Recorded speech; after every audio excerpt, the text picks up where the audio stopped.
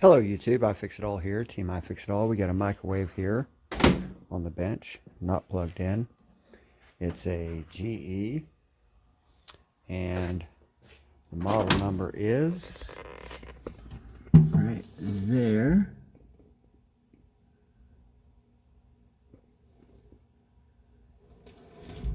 Made June 2007. Symptom is no power. It just kaput. And I did discover that the onboard fuse blew. I don't know where it went now. Somewhere in here. Wonder where that went. Hang tight. Ah, yes, there they are. So I had a spare that was good. One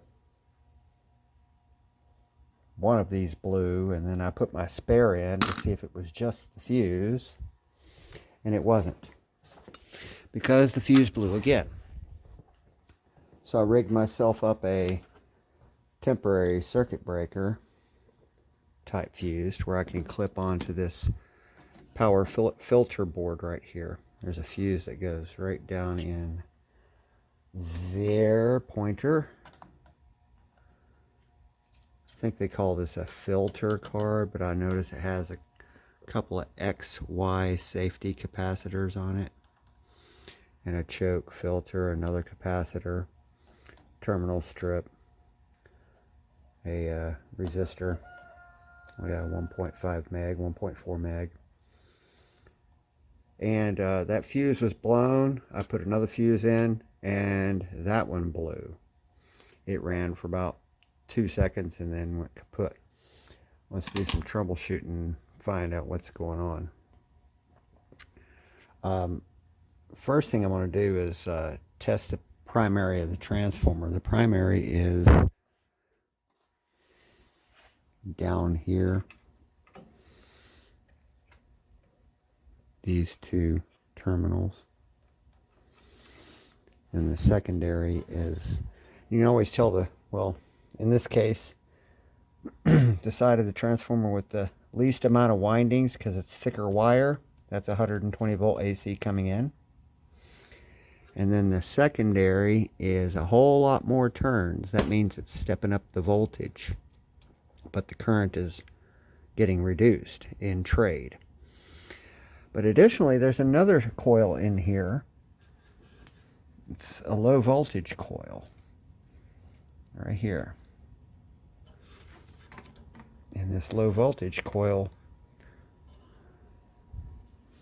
travels underneath the secondary, and that ties in your magnetron. The secondary of the coil, the main secondary windings, so we'll call this primary 1 because it's only got one primary, but there's a secondary. Let's call this low voltage secondary number 2. It travels over to the magnetron. The secondary number 1 catches the filter capacitor, and the filter capacitor has a diode. Looks like this. And my diode in there is tagged because it's new. I dated it with a piece of tape. I put it on just like I dated my capacitor when I put it on. This one I labeled it as a spare because it was still good from the last time it failed. Last time it failed, the capacitor went out. So let's do some troubleshooting and take a look at what's going on. If I unplug my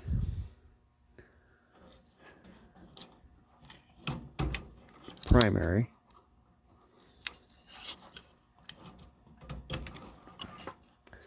got 2 tabs available down in there.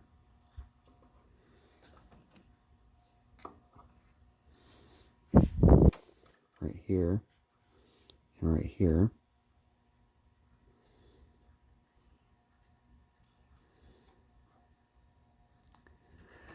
Let's put our meter on it. Let's see what we can come up with. I should clip you on to the broom handle here. I'm not sure how to do this. I don't really want to take that transformer out just yet. Let's go to ohms. Grab our meter leads. The primary of the transformer is probably going to read really low. Let me get in there.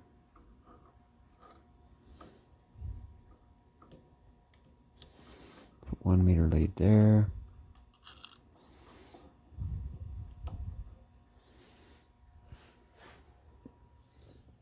There we go. That's the primary. 0.5 ohms.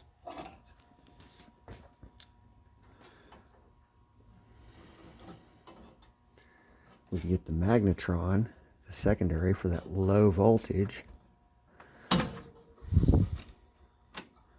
Pop our meter leads in there.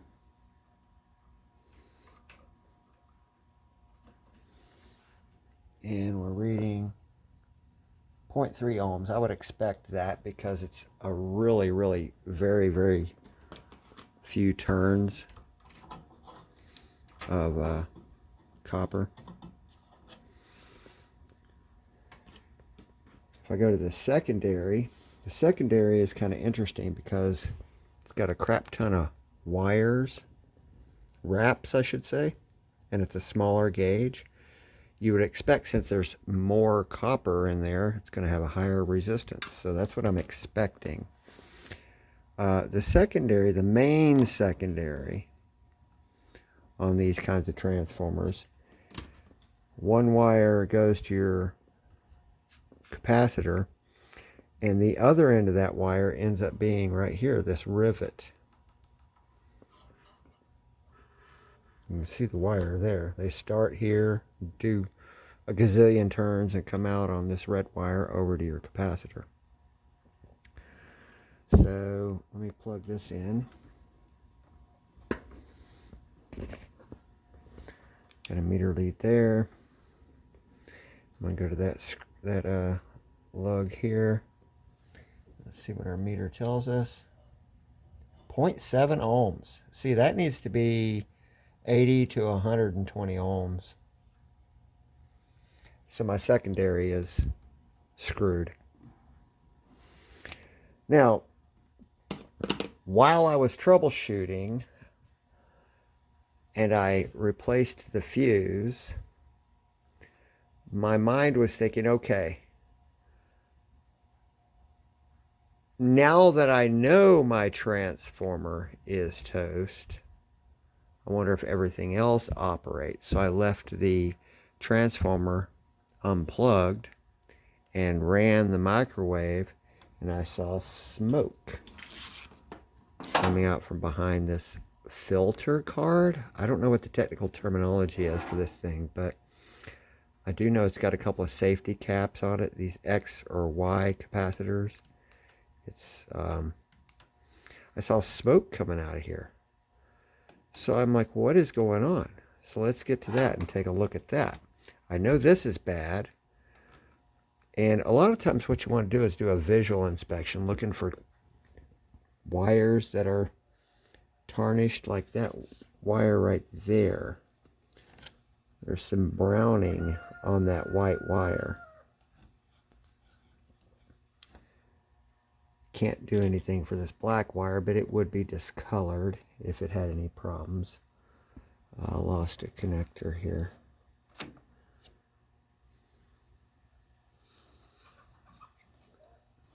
Oh, here it is. I've got these just temporarily mocked up for the video to show you the plugins. So I saw smoke coming out of this. Well, we'll get to that in a minute. Let's check this capacitor right down here. This diode down here. This high power diode. I've got one right here that I can test to show you how they work. This is how I'm going to test it. I'm using a variable power supply. I'm just going to turn it on.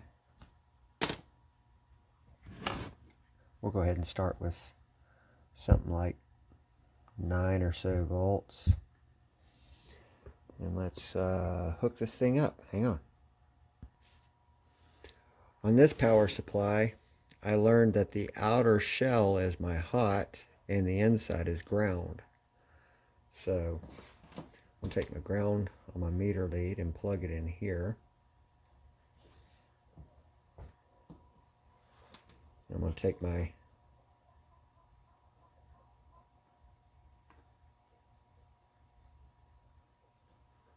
diode on that end of my meter lead. I'm just putting the power supply in series with the meter, in series with the diode. And let's see what our voltmeter shows. We'll try to zoom in a little bit.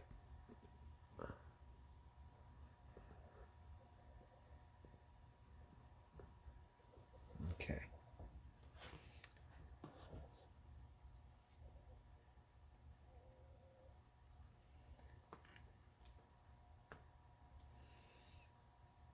Hang tight. Okay, so you got your power supply here. Ground is in the center, going through the meter. This diode is actually several diodes packed in here all in one unit. This is why you can't check these with just a regular multimeter, because you only have you don't have enough power, enough amps in here to properly get this thing to actually fire off and give you a reading if you just put your meter leads across it. I'll give you a demonstration here.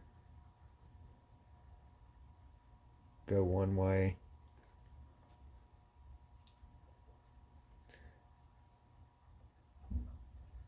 And go the other. It's just not enough. You need to induce a extra power supply. That's why we've thrown a power supply in series with it. So the center is my ground, and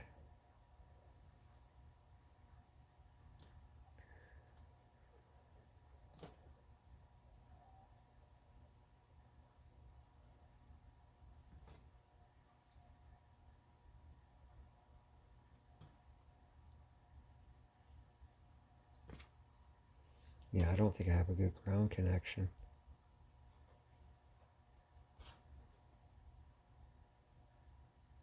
There we go. So my power supply is sitting at 9.8 volts, but my multimeter is reading 8.5 volts. That's demonstrating there is a voltage drop across this resistor. That's what you're looking for. Whatever your source is, your multimeter ought to read less than that. So if we flip the diode around and touch it to here, it should be less than 0. Okay.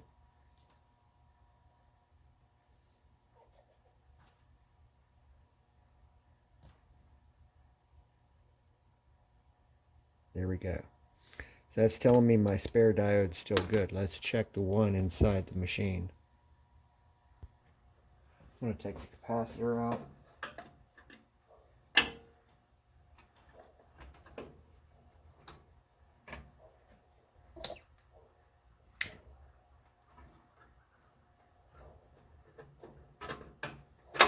There we go.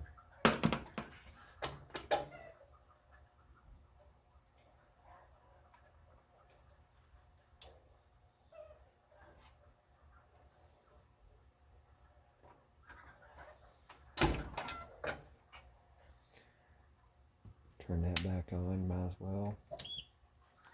Let's do the same thing. Let's check this one.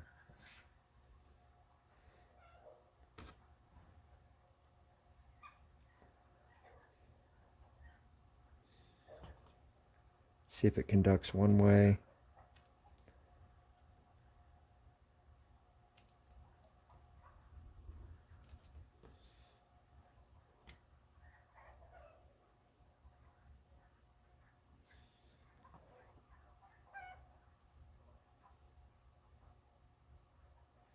I was doing about 7 volts. Tilt the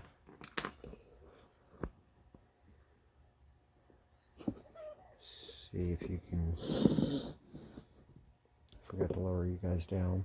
There we go.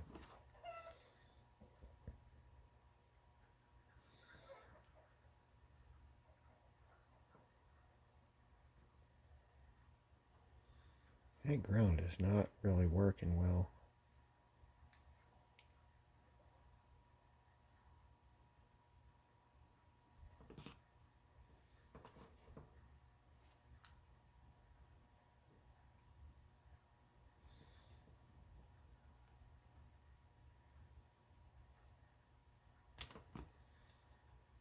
Hang tight. Yeah, bad connection.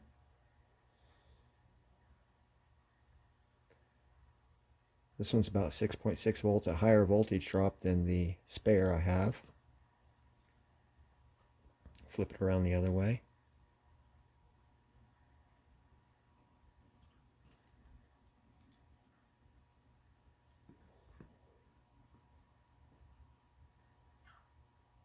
And no current flow. Measure twice. Try to keep your body out of the activity of the electricity because it'll affect your meter reading. Not that you're going to get shocked, it's just it influences it. There we go.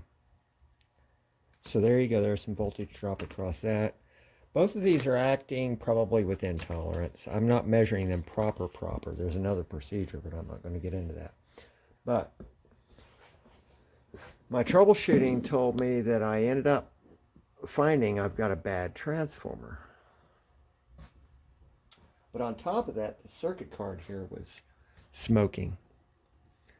Well, let's find out why, because you should be able to do a visual inspection and trace these things out. Like for instance, you want to visually inspect your magnetron. You want to make sure all these fins are not loose. You want to inspect your magnet. And inside here, feel free to take this cover off. There's just a couple of choke assemblies in here. If you smoke check those chokes, which are big coils, like this guy here, inductors, then you'll know you have a bad magnetron because something else would be catastrophic. Inspect your magnets and see if they're not cracked or broken or anything like that. And from what I understand, visual inspection and then also check continuity across the magnetron. You should have 0 ohms. Let's see if you're in frame.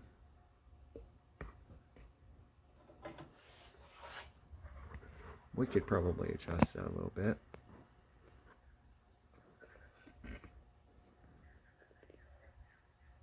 That'll be good enough right there. Measure across the magnetron.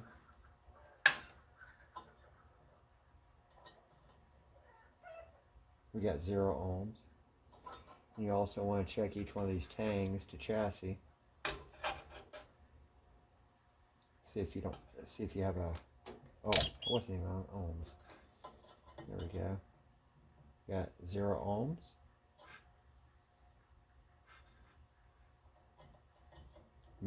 That means there's a loop back from this pin to this, from this pin to that pin. The circuitry is connected. And then you want to check and make sure that one of these pins doesn't read continuity to the frame. And go to the next one. And so I don't have any reason to look at the magnetron.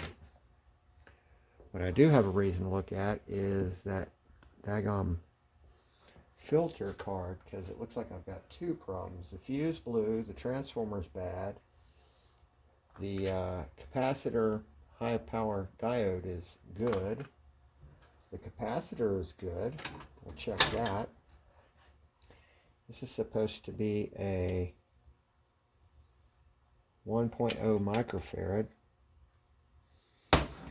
So I'm not going to short this out because I don't want to use up my battery voltage to recharge this thing. I'm going to move my meter lead to the proper location for checking capacitor. I want to dial to capacitor. Let's see what we come up with here. I had to move my meter lead from over here to over here.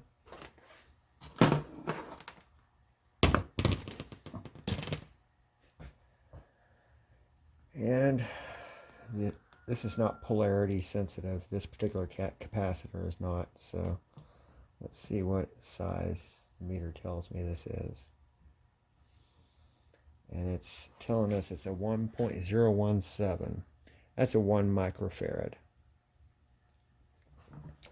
So the cap is, that's not the proper way to test a capacitor either, because properly you should use a capacitor tester which has its own onboard power supply, which will induce a voltage on the capacitor according to its rating.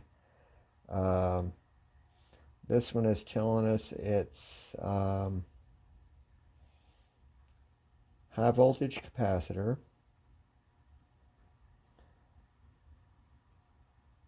1 microfarad, 2100 volts AC rating. So that's a hell of a power supply. I mean, if you had a 600 volt capacitor tester, you would be okay. You need to put some power on them. Right now, what we know is the microfarad reading was reading good. Moving on to that printed circuit board. We'll get that. Get back in the game on that. Unplug this. Unplug that. Unplug that. Unplug that. I'm going to take this screw out. Had a few things already mocked up. You know, do your visual inspection of things, and you're visually inspecting, and everything looks virtually brand new. There's some slight discoloration in these safety caps, though. A lot of times you can look at the ink stamping on these kinds of things, and you can say, okay, that's been getting hot because it's kind of browning out the lettering. You see right dead center of both of them. Yeah, so from this side, everything looks fine. And then you flip it over and you're like, well, let's visually inspect the back. And there's a problem right there. So then you ask yourself, well, where is the problem at? It's from here to here. The problem is from here to here, or from here over to here. Why is this getting warm?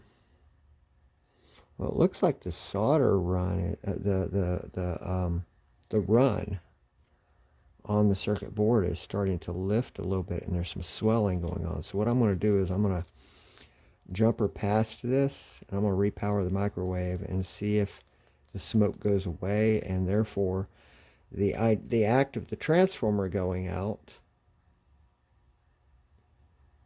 caused an overcurrent scenario where this circuit board took a hit right on this solder run. I'm going to clean that up and reform that and see if I can cure it. One of the things I have to do is I have to begin cleaning this off. But I want to make sure I can clean, like underneath that tarnished area, can I see copper before I resort to doing a large jumper wire across here. So as I'm cleaning, I'm discovering that I see some copper as I scrape. So I'm going to continue scraping away till I get complete and good looking copper showing. Alright, so here's a bad sign.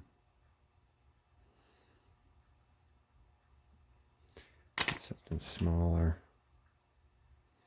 The solder run has been compromised.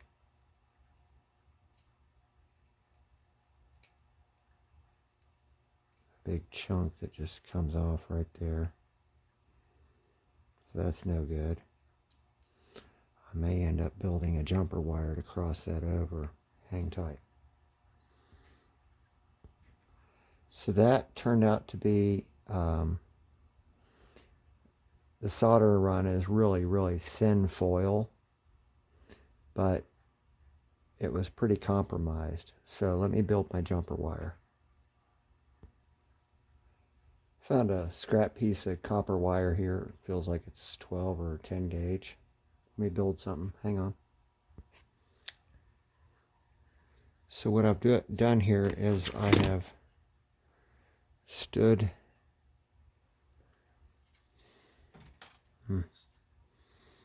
lighting is bad.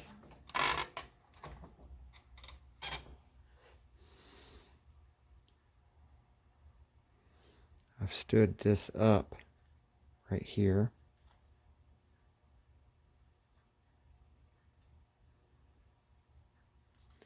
And I've created a flat in my copper jumper. I'm going to attempt to wrap it around that post and prep it. Wrap it around this post and squeeze it together and solder in place.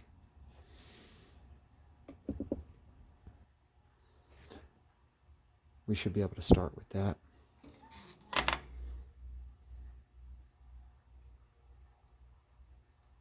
Let me get that on there and see what I can do.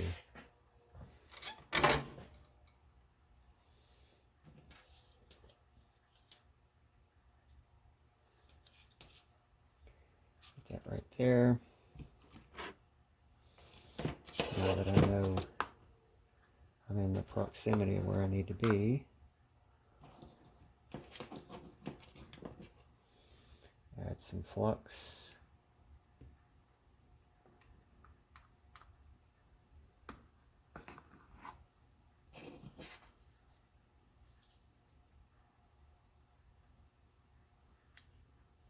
Drop that on there.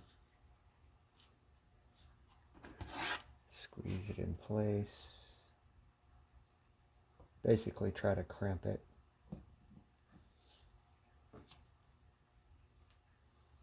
Spot that right there.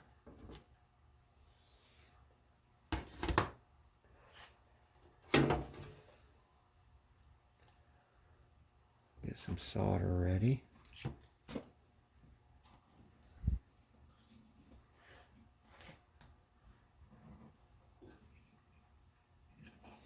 It's a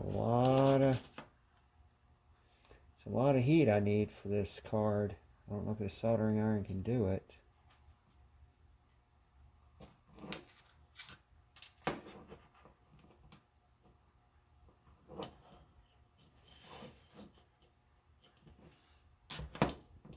There we go. That might be, we gotta put some downward pressure on it.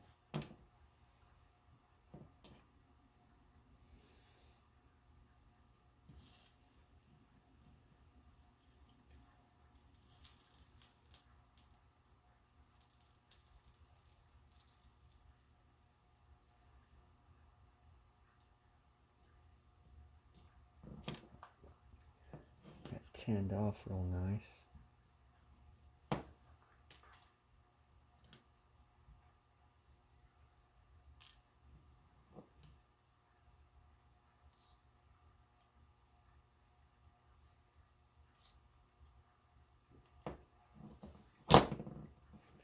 Having trouble keeping pressure on it.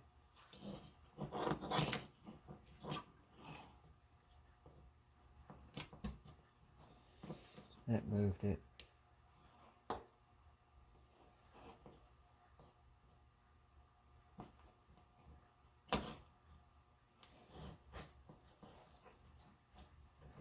Try some gymnastics here.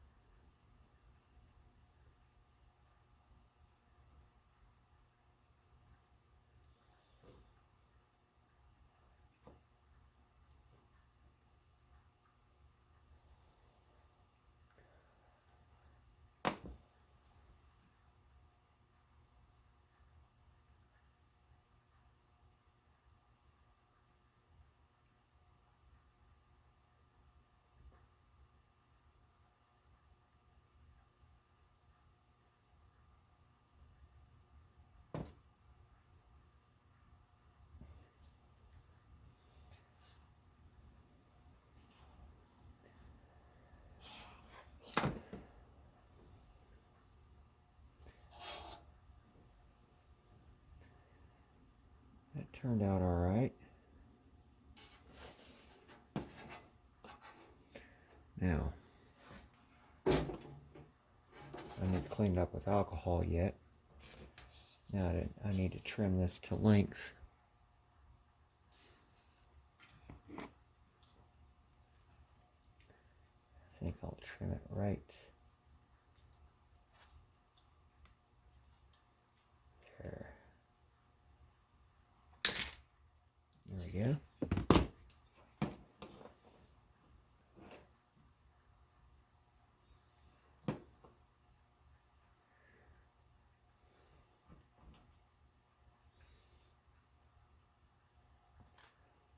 Got to put some flux on here.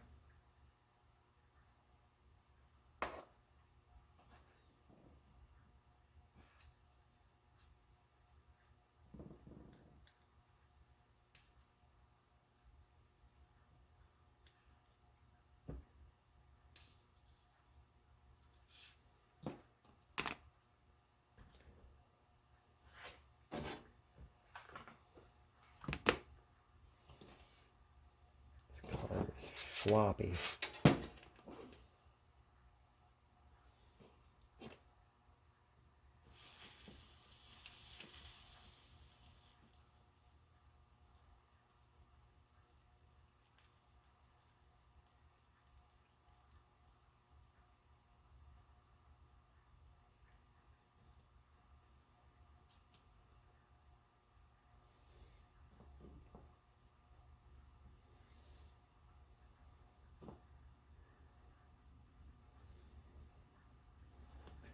We'll keep some heat on it for a little bit here to join this copper jumper I have into the pad below.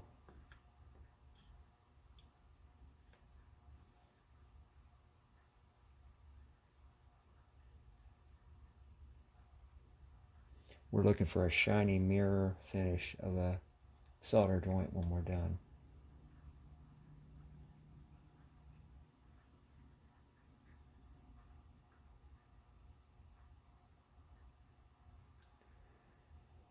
It's very hot, so don't shake your molten lava.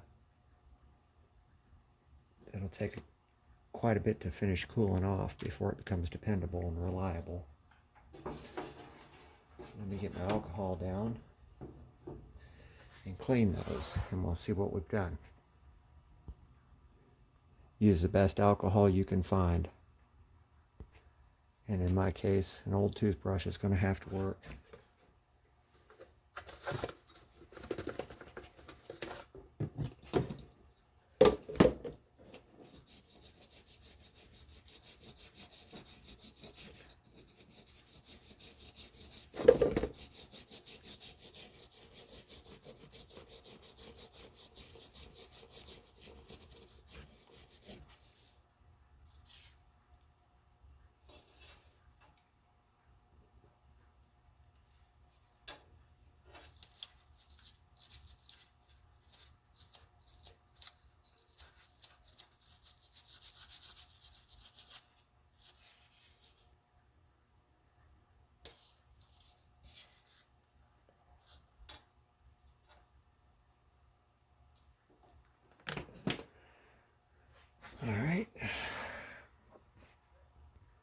Alright, so let's get the light on it.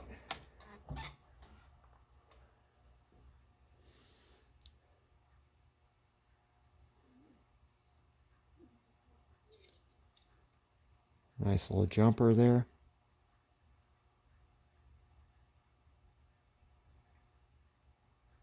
I don't like how much solder got on this side, but on this side it encapsulated it well, so I'm good.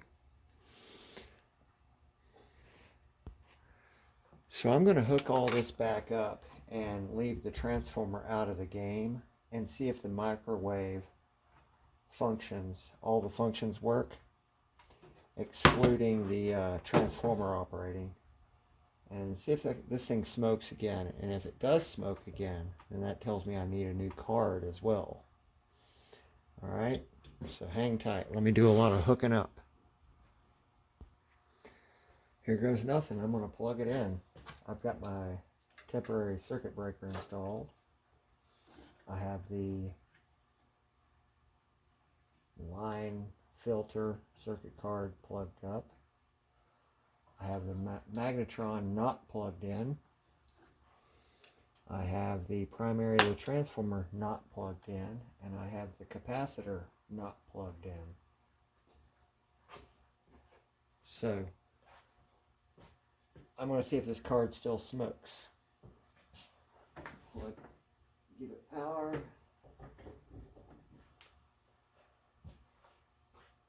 My display came on just now. Let me wait till it asks me all my questions about my clock. All right, here goes. Clear. Cook time, 20 seconds. Start.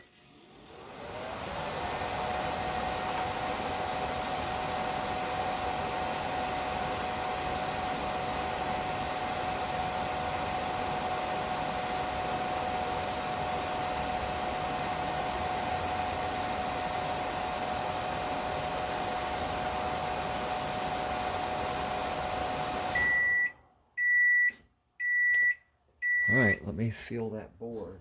I'm going to unplug the system. See if there's any heat.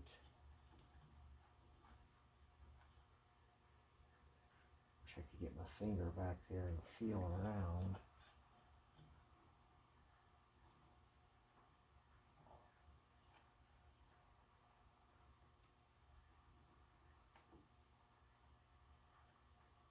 If it was going to smoke, it's going to smoke. I'm going to plug in my start capacitor and the magnetron.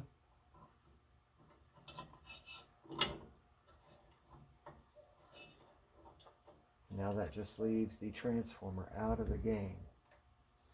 And I've got my temporary circuit breaker type fuse installed. The reason why I'm using a circuit breaker is because you don't want to keep tripping blowing fuses.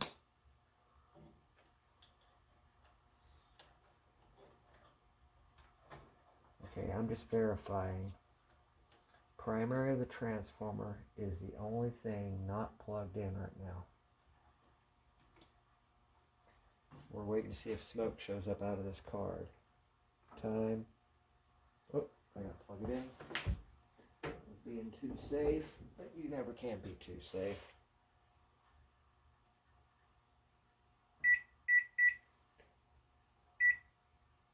$20 seconds.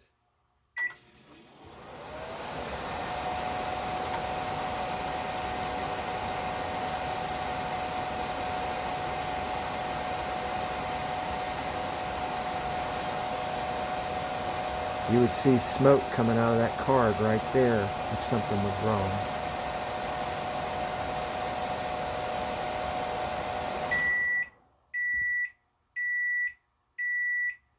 Okay, I'm going to run it for like 5 minutes or so. And then check the heat on that card. So let me pause the video. We're at 1 minute and 1 minute left. And I don't see any smoke. Nothing yet. And I've tested my start relay, which is down on the control board down here, to make sure that power is being delivered up to the transformer. And that's why my meter is sitting there right now.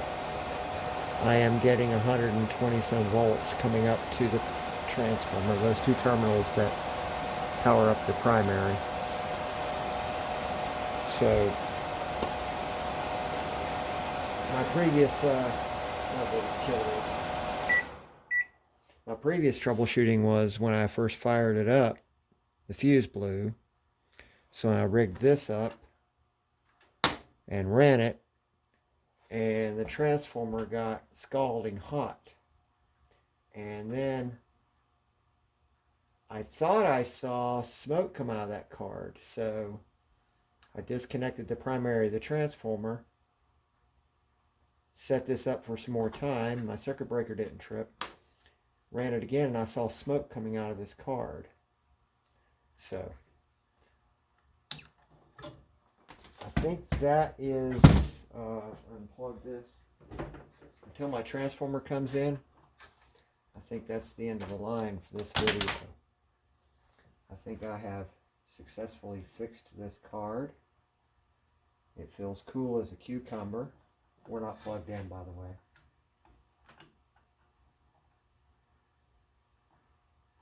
Yeah, I don't feel any heat. I'll need a transformer, which is coming in. It was like 26 bucks on eBay. It had the exact same part number and sticker and everything, same manufacturer. It was a used model transformer. And the guy says he ohm checked it out and it reads perfectly fine. So it could have been garbage from someone else's microwave where the capacitor or something else was wrong. I'll go ahead and replace the transformer, put a fuse in it, and we will check back in with you later for part 2 on how this went. We'll see ya. Bye. One thing I want to add, there is a start relay on the control board, and you'll know where it's at. You just gotta trace the transformer primary wires. You'll notice they go downstairs a little bit to a control board. What that relay will send power to the transformer, but under conditions it'll remove power from the transformer as well based on these thermal switches, these temperature sensors. There's a couple here. There's one on the face of the magnetron. There's one back here. What I don't know is, do I have a faulty temperature sensor? Because some of those are normally open and normally closed. If I have a faulty temperature sensor that's supposed to switch, go from a closed state to an open state, normally when we turn our microwaves on, we can hear it. It's running, but you'll hear it load down. It'll go,